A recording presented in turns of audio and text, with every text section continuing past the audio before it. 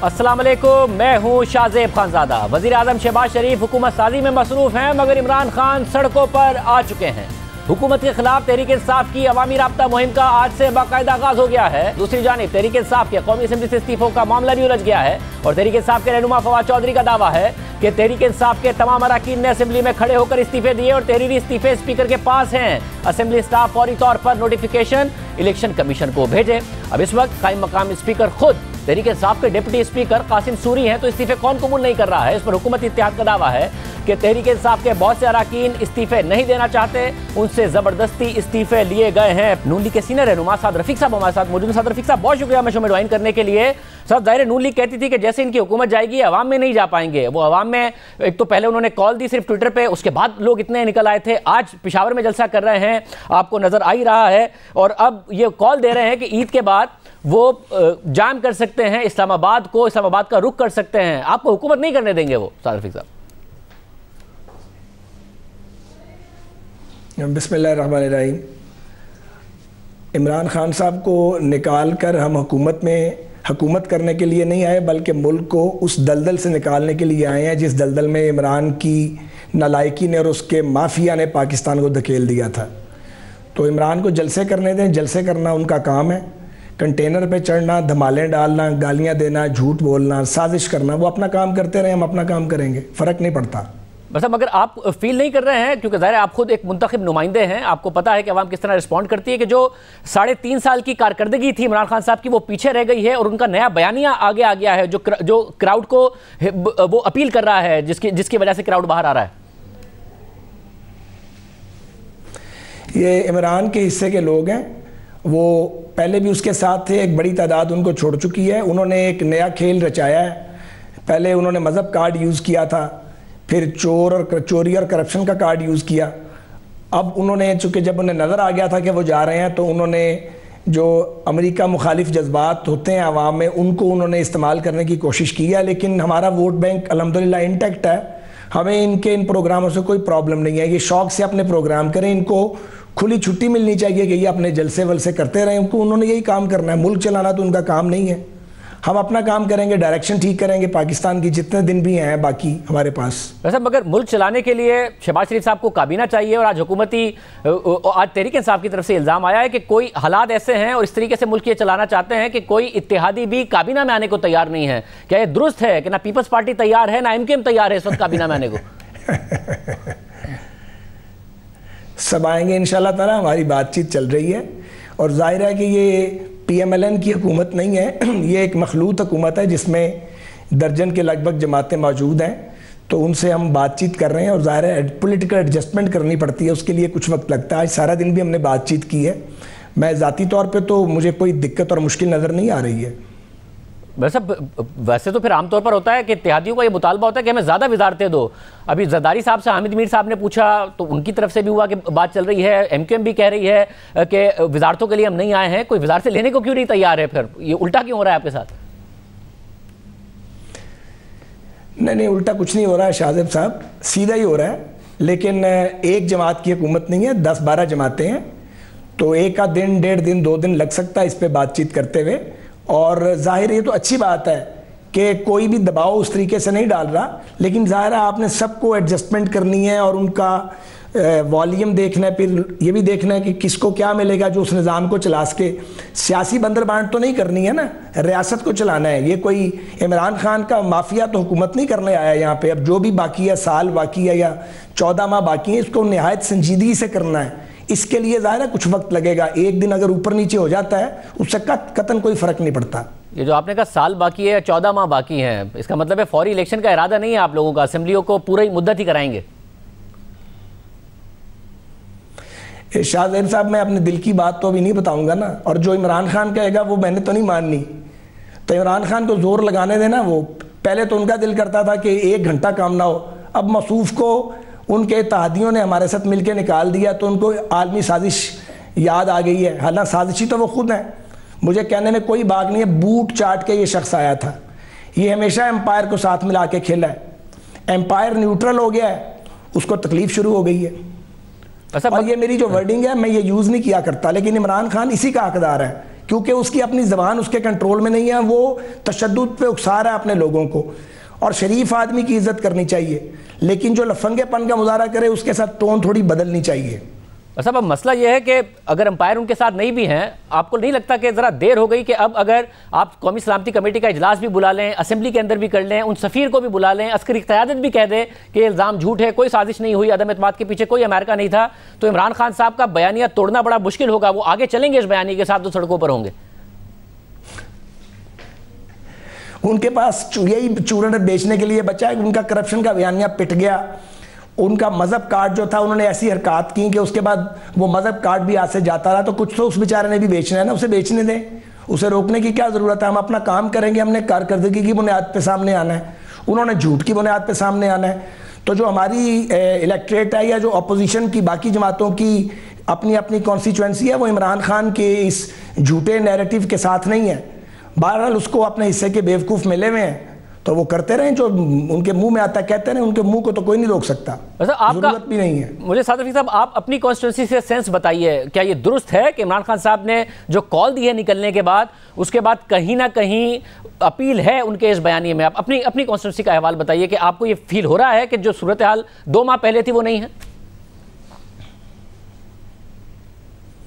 नहीं, मेरी कॉन्स्टिट्यूंसी, मेरा और इमरान खान साहब का मुकाबला हुआ था आपस में, उन्हें 550 वोटों से जितवाया गया था। रिकाउंट में साकिब निसार साहब ने रिकाउंट ही नहीं होने दिया था, सारी बात आपको पता है। फिर बाई इलेक्शन में जीत लिया था अल्हम्दुलिल्लाह। मेरी कॉन्स्टिट्यूंसी अल्हम्दुलिल्लाह पहले से बहुत बेहतर है। और अब ये हुकूमत ये कह रही है कि अगर ऐसा है तो हमारे इस्तीफे कबूल कर लें, असेंबली का स्टाफ नहीं कर रहा है, और ज़ाहिर आप लोगों पर वो इल्ज़ाम लगा रहे हैं कि आप लोगों की वजह से नहीं कर रहा है। नहीं शाहजेब साहब, मैं क्लियर कर दूं, एक तो इन्हें अब इस्तीफों वाली बात पे खड़े रहना चाहिए। वैसे सियासी तो बात ये थी कि इस्तीफे कोई भी दे तो उसको कोशिश करनी चाहिए कि वो इस्तीफे ना दे, असेंबली में रहे। लेकिन इमरान खान के लिए स्पेशल ट्रीटमेंट है, इनके इस्तीफे मंजूर होने चाहिए। मगर मैं आपके तवज्जुह से उनको पैगाम देना चाहता हूँ कि इस्तीफे देने का जो कानूनी तरीका है वो इख्तियार करें। साइको स्टाइल पे साइन करा के मेंबरान के इस्तीफे नहीं दिए जाते, हैंड रिटन स्टेटमेंट होती है। काइंडली अपनी हैंड रिटन स्टेटमेंट दें और वहाँ पे उसका लीगल प्रोसीजर पूरा करें, ताकि आपके इस्तीफे असेंबली सेक्रेटेरिएट इलेक्शन कमीशन को भेजे। असेंबली सेक्रेटेरिएट अभी हमारे पास नहीं है, वहाँ इनके डिप्टी स्पीकर साहब एक्टिंग स्पीकर बन के बैठे हुए हैं। तो आप लोगों का ये कानूनी मुशगाफियाँ जो हैं तो उनको दूर करें। और इनके मेंबरान राब्ते कर रहे हैं असेंबली सेक्रेटेरिएट को, कुछ हमें राब्ते कर रहे हैं, हम इस्तीफे नहीं देना चाहते, पर ये इनकी सरदर्द है, हमारी नहीं है। तो आप ये कह रहे हैं कि ये खुद अभी इस्तीफे देना नहीं चाह रहे हैं, पहले टेस्ट करना चाह रहे हैं कि सड़कों पर क्या मामला होगा, इसलिए नहीं हो रहा क्योंकि वरना हाथ से लिख के दे देते, देंगे तो आप कह रहे हैं कि फौरी कबूल हो जाएंगी, कोई मसला नहीं है आपको? शाहजेब साहब, वो जिन्होंने इमरान खान को ये मशवरा दिया वो 3-4 हैं मुहिमजू जिन्होंने ये मशवरा दिया, तो उनका मशवरा जो है वो इमरान खान साहब ने मान लिया। जो सीनियर एलिमेंट है वो कह रहा है इस्तीफे ना दें, पर इन्होंने चूंकि अपना सवा सत्यानाश करना तो एक बार हो ही जाना चाहिए, इनके इस्तीफे आने चाहिए। आज अयाज सादिक साहब ने प्रेस कॉन्फ्रेंस करके कहा कि इस्तीफे देने का ये तरीका है, आप दूध पीते बच्चे नहीं हैं, आपको पता है इस्तीफे कैसे दिए जाते हैं, उस अंदाज में अपने इस्तीफे दें, वरना एतराज़ात लगेंगे। तो अगर आपको बहुत शौक है इस्तीफों का तो ज़रूर दें, लेकिन किसी तरीके से दें ताकि उन्हें मंजूर किया जा सके, वरना एतराज़ लग जाएगा उस पर। सही सर, एक और मैं बात जानना चाह रहा हूँ, क्योंकि आप ज़ाहिर खुद बड़े विक्टिम रहे हैं नैब के, और आपने केस भुगता, उसके बाद जो आपका फैसला आया उसमें तो सियासी इंजीनियरिंग और सब चीज़ की बार बार बात की, मगर आप एक तकरीर में ये कहते थे कि किसी एक को अपना बदला छोड़ना पड़ेगा अगर इस मुल्क को आगे चलना है। अब ज़ाहिर इतलात आ रही है कि इमरान खान साहब के खिलाफ केसेस होंगे, दीगर के खिलाफ होंगे और उनको टारगेट किया जाएगा। ये बात यकीनी बनाएंगे जो आप कहते थे कि एक बदला छोड़ना पड़ेगा जिस अगर इस मुल्क ने आगे चलना है, कि ये इस तरीके से टारगेटिंग ना हो जिस तरह आप लोगों के साथ हुआ था? वो बदला पीएमएलएन को छोड़ना पड़ेगा, पीएमएलएन को वो छोड़ना होगा और पीएमएलएन उस बदले को छोड़ेगी। मैं अपनी जमात के अंदर उठता बैठता हूँ, हम में से कोई एक आदमी भी ये नहीं चाहता कि पीटीआई के लोगों को जेलों में ठूंसा जाए या पकड़ धकड़ की जाए। अलबत्ता जहाँ तक ताल्लुक है, अगर उन्होंने कोई गड़बड़ की है तो वो गड़बड़ जो रियासती अदारे हैं वो मेरिट पर कोई काम करें तो वो सामने आएगा। लेकिन जो इन्होंने किया कि हमें खज्जल खार भी किया, जेलों में भी डाला और फिर खुद खज्जल खार हुए क्योंकि हमारे खिलाफ जो था वो सब झूठा मवाद था ही कुछ नहीं। तो पीएमएलएन या पीपल्स पार्टी ये नहीं करेगी। पीपल्स पार्टी भी एक जमहूरी जमात है, बड़ी मार खाई है उन्होंने। मौलाना फजलुर रहमान साहब ये नहीं करेंगे। हम इनके बारे में बात ज़रूर करते रहेंगे। हम बिल्कुल नहीं चाहते कि कोई एक आदमी भी पीटीआई का बेगुनाह जेल के अंदर जाए, ना हम ये करेंगे जैसे ये करते थे, इनके वुज़रा आगे कहते थे कि नैब अब फलां को पकड़ेगी। ये वफाकी वुज़रा का काम नहीं है। अदालतें मौजूद हैं, अदारे मौजूद हैं, अगर उनके पास कोई मवाद होगा वो सामने लेके आएंगे। अगर बनता होगा तो मुकदमा बनेगा, नहीं बनता होगा तो जोर ज़बरदस्ती निहायत घटिया बात है, ये नहीं होनी चाहिए। बहुत शुक्रिया। साद रफीक साहब हमारे साथ मौजूद थे, उनकी गुफ्तगू आपने सुनी है। सीनियर साहब तज़कियाकार हामिद मीर साहब हमारे साथ मौजूद है। मीर साहब बहुत शुक्रिया। मीर साहब आज आपने जरदारी साहब का भी इंटरव्यू किया, काफ़ी सारे अहम सवालात थे जो आपने पूछे। अब हुकूमत ये कह रही है कि कोई आने इस वक्त जो हुकूमत गई है तहरीक इंसाफ की, वो उनका ये दावा है कि इनका इत्तेहादी कोई काबीना में आने को तैयार नहीं है। इमरान खान साहब हो सकता है कि ईद के बाद इस्लामाबाद आने की कॉल दे दें और हुकूमत इस तरीके से नहीं करने देंगे, इस्तीफे हमारे कबूल करने पड़ेंगे। आपको लग रहा है कि वाकई सूरत हाल वैसी ही है जैसी तहरीक इंसाफ कह रही है या कुछ और है मामला? शाहजेब साहब, पहली बात तो यह है कि मेरा जाती ख्याल ये है कि अगर तहरीक इंसाफ ने इस्तीफे दे दिए हैं तो हुकूमत को चाहिए कि उनको कबूल कर ले। जरदारी साहब ने आज इंटरव्यू में तो यही कहा कि वो कोशिश करेंगे कि तहरीक इंसाफ इस्तीफे वापस ले, लेकिन मेरा ख्याल यह है कि उनको इस्तीफे वापस नहीं लेने चाहिए। अगर उन्होंने एक सियासी ऐलान किया है तो उस पर अमल दरामद करना चाहिए, क्योंकि 2014 में भी तहरीक इंसाफ ने इसी तरह असम्बलियों से इस्तीफे दिए थे और अय्याज सादिक साहब स्पीकर थे और उन्होंने उनके इस्तीफे कबूल नहीं किए। और अय्याज सादिक साहब का जो उस वक्त कंडक्ट था वो बड़ा ही अनकॉन्स्टिट्यूशनल था, बहुत गैर आईनी था कि अगर एक MNA ने इस्तीफा दे दिया है तो आप उसका इस्तीफा कबूल करें। आप रख के बैठे हुए हैं, आप डरते हैं। तो अब जो ये शहबाज शरीफ साहब की नई हुकूमत है, इसको चाहिए कि इतना खौफजदा ना हो और अगर उन्होंने इस्तीफे दे दिए हैं तो आप उसके इस्तीफे कबूल करें। दूसरी बात यह है कि ये जो तहरीक इंसाफ के कुछ कायदीन ये दावा कर रहे हैं कि कोई मौजूदा जो हुक्मरान इत्तेहाद है उसमें कोई काबीना में आने के लिए तैयार नहीं है, ये बात बिल्कुल गलत है। बात बिल्कुल उलट है। अब इसमें सूरत हाल ये है कि ये जो हुकूमत बनी है, ये हुकूमत दरअसल इमरान खान साहब के साबिक इत्तेहादियों की मदद से बनी है। इसमें BNP मैंगल है, इसमें बलोचिस्तान अवामी पार्टी है, इसमें मुत्तहदा कौमी मूवमेंट है, फिर शाहजैन बुख्ती साहब हैं, असलम बुतानी साहब हैं। तो ये इन सब को लेके आए हैं आसिफ जरदारी साहब। ये पीपल्स पार्टी के जरिए शहबाज शरीफ साहब के इत्तेहादी बने हैं और पीपल्स पार्टी ने इनको इस हुकूमत में लाने के लिए इनके साथ बहुत से वादे किए हैं, बहुत सी कमिटमेंट्स किए हैं और मेरी इंफॉर्मेशन के मुताबिक कुछ मिनिस्ट्रीज बड़ी अहम जो हैं उनके वादे किए हैं, कुछ डेवलपमेंट फंड्स के वादे किए हुए हैं। अब शहबाज शरीफ साहब जो हैं वो अपनी काबीना को बहुत ज्यादा बड़ा नहीं रखना चाहते। वो कहते हैं जी कि हम मुख्तसर मुद्दत के लिए आए हैं, तो काबीना भी जो है वो एक मुनासिब सी होनी चाहिए, उसमें बहुत से मिनिस्टर्स नहीं होने चाहिए। तो इसीलिए वो तमाम इत्तेहादियों को गाहे गाहे मिल रहे हैं और कोशिश कर रहे हैं कि वो ज्यादा मिनिस्ट्रियां ना मांगे। लेकिन जाहिर बात है शाहजेब साहब के अब जो मेन इसमें जो गारंटर है, जो जामन है, वो तो जरदारी साहब हैं, पीपल्स पार्टी है। तो अब पीपल्स पार्टी के लिए बड़ा मसला हो गया है कि पीपल्स पार्टी को कहा जा रहा है कि आप भी कुछ इंपॉर्टेंट मिनिस्ट्रियां ले लें और जो इत्तेहादी हैं उनको भी कहें कि वो जितनी आपने उनके साथ मिनिस्ट्रियों के वादे किए हुए हैं उतनी ना मांगें, बस उस पर 50% कम कर दें। ये बात जो है ना, इस पे जरदारी साहब वो अभी तक नहीं मान रहे और उनका ख्याल है कि ठीक है, पीपल्स पार्टी जो है उसने पहले भी प्राइम मिनिस्टर का ओहदा जो है वो आपको दे दिया है, तो अगर अभी भी आप काबीना मुख्तसर रखना चाहते हैं तो आप हमारा कोटा जो है उसमें से इंपॉर्टेंट मिनिस्ट्रियां हमारे इत्तेहादियों को दे दें जिनकी वजह से आपकी हुकूमत कायम हुई है। हम आपके साथ ही रहेंगे, आपके साथ ताउन करते रहेंगे, लेकिन हम इत्तेहादियों के साथ वादा खिलाफी नहीं कर सकते। ये है मसला। और इस पर पीपल्स पार्टी जो है वो सेंट्रल एग्जीक्यूटिव कमेटी के इजलास में भी फैसला करेगी। और लेकिन शहबाज शरीफ साहब की कोशिश है कि पीपल्स पार्टी कुछ अहम मिनिस्ट्रियां लेने पर राजी हो जाए और पीपल्स पार्टी मुझे लगता ही है कि अल्टीमेटली अगर उसके जो इत्तेहादियों के साथ जो वादे हैं अगर वो शहबाज शरीफ साहब पूरे कर देते हैं तो यकीनन फिर पीपल्स पार्टी भी जो है वो एक दो इंपॉर्टेंट मिनिस्ट्रियां ले लेगी। वैसे फिर मुझे ये बताइएगा कि आज आपने, क्योंकि जो नून लीग है उसकी तरफ से तो पहले अब्बासी साहब ने कह दिया कि असेंबलियां मुद्दत पूरी करेंगी, अब कहीं ना कहीं से इशारे मिल रहे हैं, जैसे नून लीग का ये माइंड बन रहा है कि अब असेंबलियां मुद्दत पूरी करें और हम अगले 1.5 साल तक हुकूमत करें। आज जब आप जरदारी साहब से पूछ रहे थे तो मैंने देखा आप कम से कम सवाल के हद तक इसी नतीजे पर पहुंचे कि अगले साल ही इलेक्शन होंगे। जरदारी साहब कह रहे थे सब इत्तेहादी मिलकर फैसला करेंगे। आपको लगता है वाकई अगले साल ही इलेक्शन का माइंड इनका बन गया है और जो सिचुएशन आपको नजर आ रही है इमरान खान इन अगले साल तक जाने देंगे आपके ख्याल में? देखिए, इमरान खान साहब जो हैं वो अभी क्योंकि 2-3 दिन हुए हैं हुकूमत से निकले हुए, तो अभी बड़े पुरजोश हैं और अभी बहुत सी चीज़ों का उन्हें एहसास नहीं है कि उन्होंने कौन कौन से बिल में किस तरह हाथ डाल दिया है, बल्कि कहीं पे हाथ डालने की बजाय उन्होंने अपना मुंह भी डाल दिया है। तो जाहिर बात है अब जब आप बहुत से सिर्फ बिल में हाथ नहीं डाला बल्कि कुछ गारों में घुस गए हैं, कुछ शेरों की किचारों में घुस गए हैं।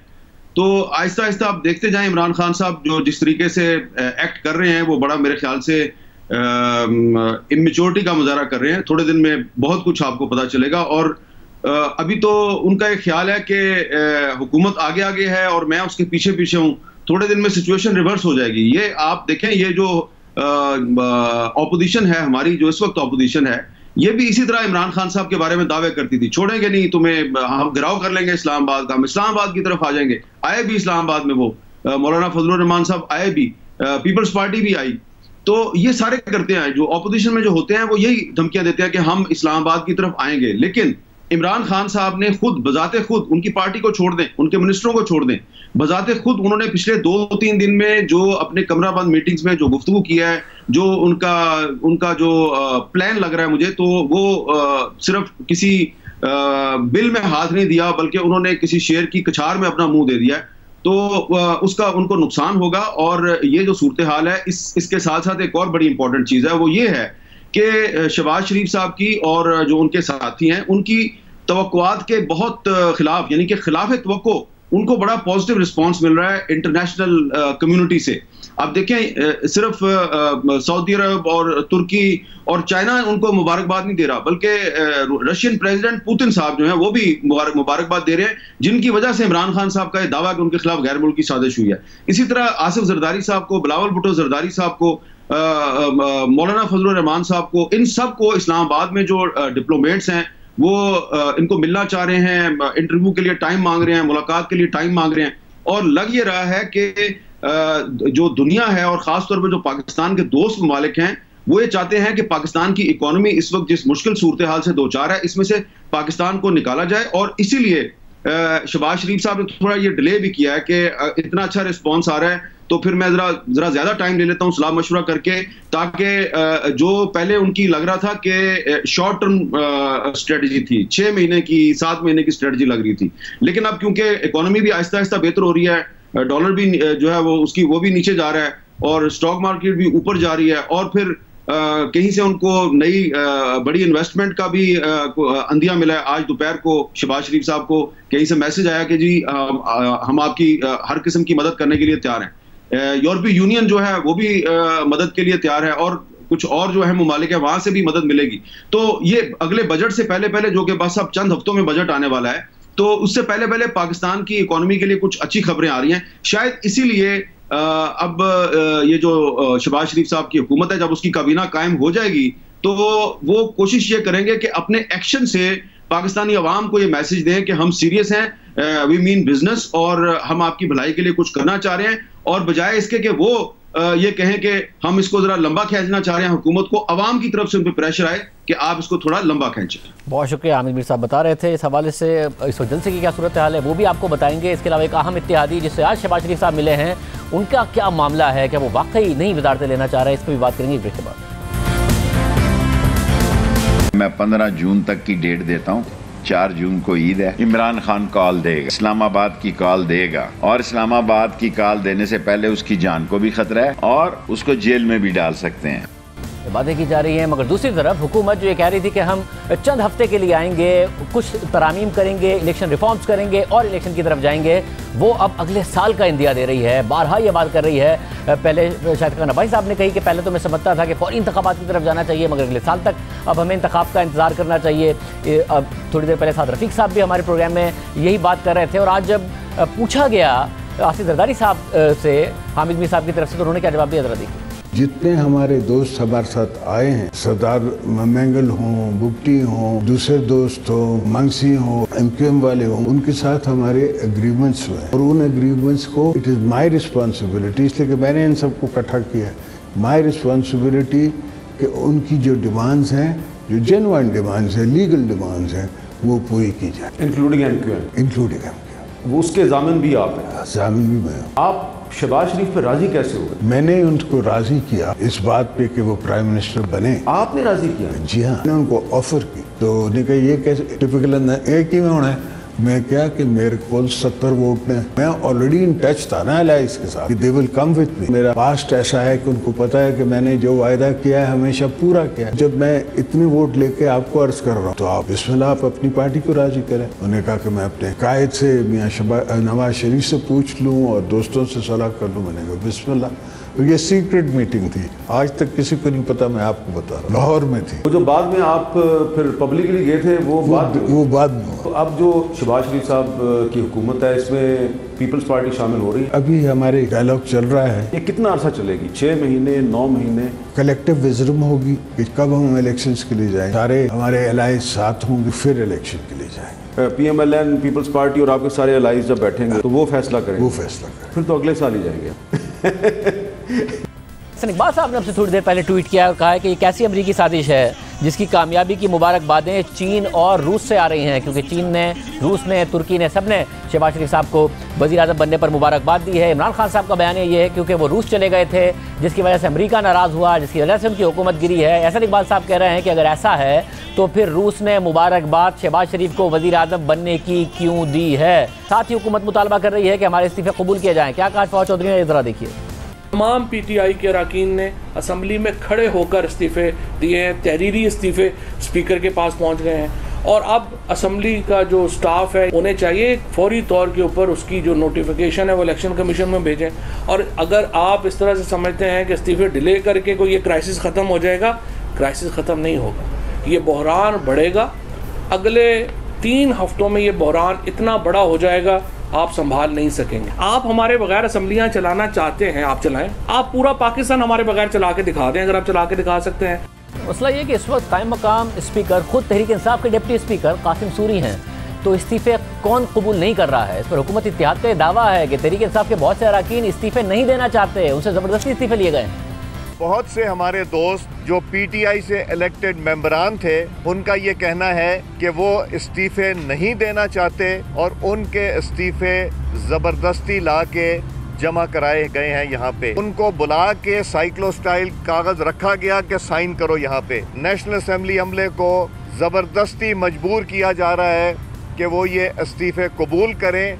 तो कुछ देर पहले साहब रफ़ीक साहब भी हमारे प्रोग्राम में कह रहे थे कि अपने हाथ से लिख के देना होगा, ये रूल्स ऑफ प्रोसीजर्स हैं, तभी इस्तीफ़ा कबूल होगा। तो कौमी असम्बली के अरकान के इस्तीफ़े से मुताल्लिक कौमी असम्बली के ही रूल्स ऑफ प्रोसीजर क्या कहते हैं वो देख लेते हैं हम। 6ठे चैप्टर में, रूल्स ऑफ प्रोसीजर के 6ठे चैप्टर में वज़ाहत की गई है, जिसके शिक नंबर 43 के मुताबिक कोई भी रुकन स्पीकर के नाम अपने हाथ से लिख कर अपनी निशिस्त से इस्तीफ़ा दे सकता है। अगर कोई रुकन इस्तीफ़े का ख़त ज़ाती तौर पर स्पीकर के हवाले करता है और उसे मुतल्ला करता है कि इस्तीफ़ा रज़ाकाराना और हकीकी है और स्पीकर को उसके बरक्स कोई मालूमात या इल्म नहीं है, तो इस्तीफ़ा मंजूर हो जाएगा। या अगर स्पीकर को इस्तीफ़े का ख़त किसी और ज़रिए से मौसूल होता है और वो ख़ुद या कौमी असम्बली सेक्रेटेरिएट के ज़रिए या किसी और एजेंसी के ज़रिए मुनासिब समझी जाने वाली इंक्वायरी के बाद मुतमईन हो जाता है कि इस्तीफ़ा रज़ाकाराना और हकीकी है, तो स्पीकर असम्बली को इस्तीफ़े से मुतला करेगा। यानी कि ये मामला है। अब स्पीकर कौमी असम्बली असद कैसर ने 9 अप्रैल को की रात ओहदे से इस्तीफ़ा दे दिया था, जिसके बाद आज स्पीकर के खाली ओहदे पर इंतखाबात के लिए शेड्यूल भी जारी हो गया है और इंतखाबात 16 अप्रैल होंगे। सलीम साफ़ी साहब हमारे साथ मौजूद। साफ़ी साहब बहुत शुक्रिया। साफ़ी साहब, पेशावर से आगाज़ किया है, पिंडाल भरा हुआ है और इस वक्त क्योंकि ये कहती थी नून लीग के ये अगर जाएंगे अवाम में तो अवाम कबूल नहीं करेगी इन्हें, मगर एक अच्छा क्राउड पुल कर रहे हैं। आपको नहीं लग रहा कि इमरान खान साहब इन्हें वाकई हुकूमत नहीं करने देंगे?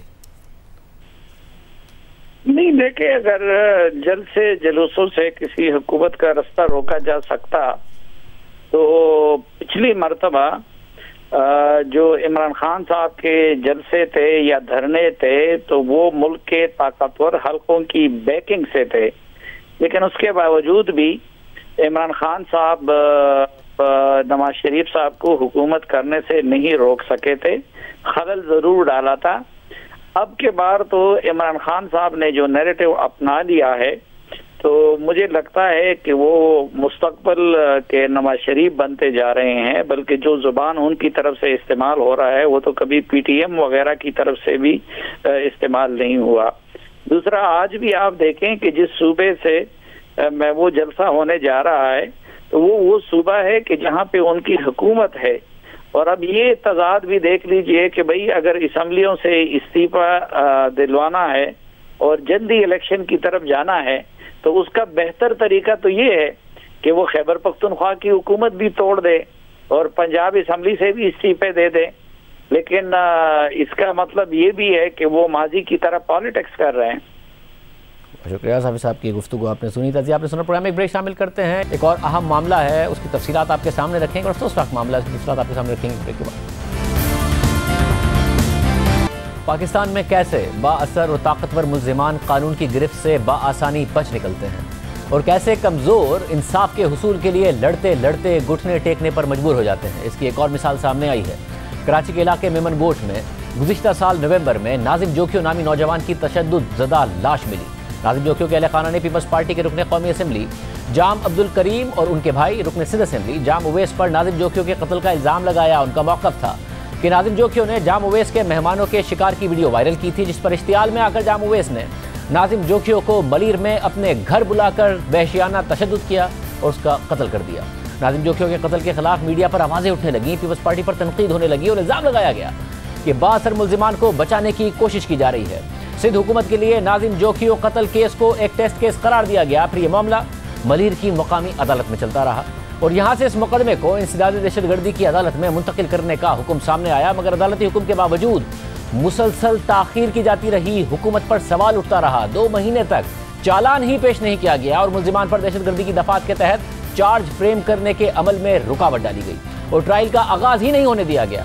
और आज बिलाखिर 2 महीने और 5 दिन बाद जब चालान पेश किया गया है तो उसमें से मरकजी मुल्जिमान पीपल्स पार्टी के रुकने कौमी असम्बली जाम अब्दुल करीम और रुकने सूबाई असम्बली जाम उवैस के नाम ही निकाल दिए गए हैं और सिर्फ 2 मुल्जिमान को ट्रायल के लिए नामजद किया गया है और बाकी तमाम मुल्जिमान के नाम निकाल दिए गए हैं। यहाँ आपको ये भी बता दें कि कैसे इस मामले को 2 महीने तक लटकाया जाता रहा और पीपल्स पार्टी की सिंध हुकूमत पर मुसलसल सवालात उठते रहे। इंसदादी दहशतगर्दी की अदालत में इस मामले को पहुंचने नहीं दिया गया। पहले इस केस का इब्तिदाई पुलिस चालान 26 जनवरी को जुडिशल मजिस्ट्रेट की अदालत के सामने पेश किया गया और 8 फरवरी को जुडिशल मजिस्ट्रेट ने यह मुकदमा इंसदादी दहशतगर्दी की अदालत मुंतकिल करने का हुक्म दे दिया। मगर जब 1 महीने के बाद भी इंसदादी दहशतगर्दी की अदालत में चालान ही पेश नहीं किया गया तो नाजिम जोखियो की अहलिया ने 1 मार्च को सिंध हाई कोर्ट में एक पटिशन दायर कर दी और प्रोसिक्यूशन पर ताखीरी हरबे इस्तेमाल करने का इल्ज़ाम लगाया। उन्होंने मौक़िफ़ इख्तियार किया कि प्रोसिक्यूशन ने बगैर किसी कानूनी जवाज़ के हतमी चालान को पिछले कई हफ्तों से रोक रखा है और एक प्रोसिक्यूटर तफसीली स्क्रूटनी का बहाना बनाकर अदालत से मजीद वक्त मांगने के लिए दरख्वास्तें दायर कर रहा है। नाजिम जोखियो की अहलिया के 1 मार्च की पटिशन के मुताबिक इस वक्त चार्जशीट बगैर किसी पेशरफ्त के प्रोसिक्यूटर जनरल के दफ्तर में पड़ी हुई है। सिंध हाई कोर्ट में मकतूल की अहलिया की पटिशन दायर होने के बाद भी चालान पेश नहीं हुआ और फिर 14 मार्च को मलीर की मकामी अदालत में केस की दोबारा समाअत हुई, जहां अदालत ने तफ्तीशी अफसर को फिर हुक्म दिया कि 2 दिन के अंदर चालान इंसदादी दहशतगर्दी की अदालत में पेश किया जाए, मगर इस हुक्म पर भी अमल नहीं हुआ। और फिर परसों सिंध हाई कोर्ट में जाम अब्दुल करीम की जमानत की दरख्वास्त पर समाअत के दौरान भी यह मामला ज़ेर बहस आया। अदालत ने सख्त बरहमी का इजहार करते हुए तफ्तीशी अफसर से इस्तफसार किया कि हैरत है कि अभी तक इंसदादी दहशतगर्दी की अदालत में केस का चालान क्यों नहीं पेश किया गया। तो तफ्तीशी अफसर सिराज लाशारी ने मौक़िफ़ इख्तियार किया कि मैंने चालान मुकम्मल करके प्रोसिक्यूटर जनरल के दफ्तर में जमा करा दिया था। प्रोसिक्यूटर जनरल ऑफिस ने चालान पर एतराज़ात लगा दिए थे। अदालत ने सिराज लाशारी से इस्तफसार किया कि केस की फाइल अब किसके पास है, तो उन्होंने जवाब दिया कि केस की फाइल मेरे पास है, मुझे 1 हफ्ते की मोहलत दी जाए, प्रोसिक्यूटर जनरल ऑफिस के एतराज़ात ख़त्म करके चालान जमा करा दूंगा।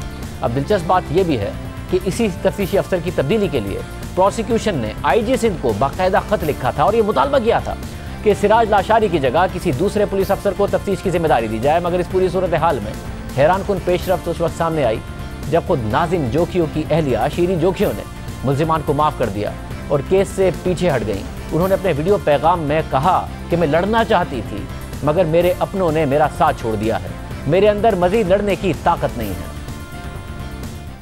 लड़ना चाहती थी केस, आगे इसलिए नहीं लड़ पा रही हूँ कि मेरे अपनों ने ही मेरा साथ छोड़ दिया है, मुझे सबने अकेला कर दिया है।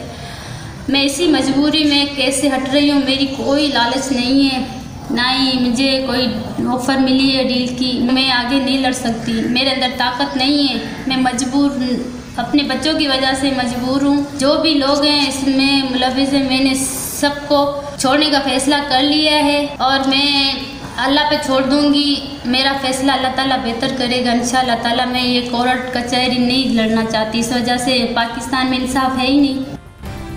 जा दीजिए, अल्लाह।